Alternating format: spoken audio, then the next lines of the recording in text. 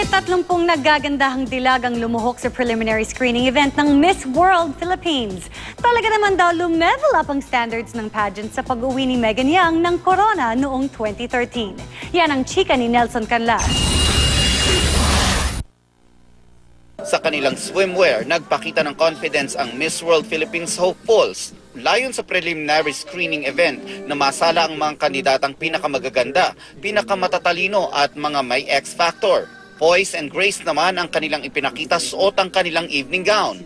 Para sa mga dilag, naging magandang ehemplo si Miss World 2013 Megan Yang sa kanila. Beauty has to go beyond the skin deep.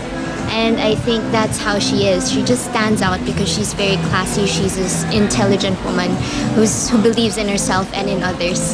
Para sa Miss World Philippines organizers, talagang may kataasan ang naiset na standard ni Megan nang manalo siya ng Corona noong 2013. Nailagay rin niya sa mapa ng Miss World ang Pilipinas. Hulog ng langit sa amin si Megan Yang dahil sa kanya na-break ang sabi nilang jinx sa Pilipinas dahil hindi pa nanalo ang Pilipinas for 63 years.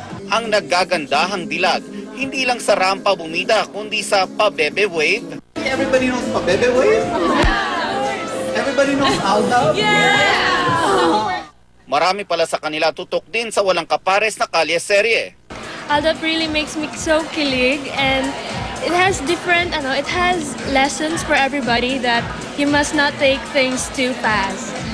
It brings positive energy. The kilig moment.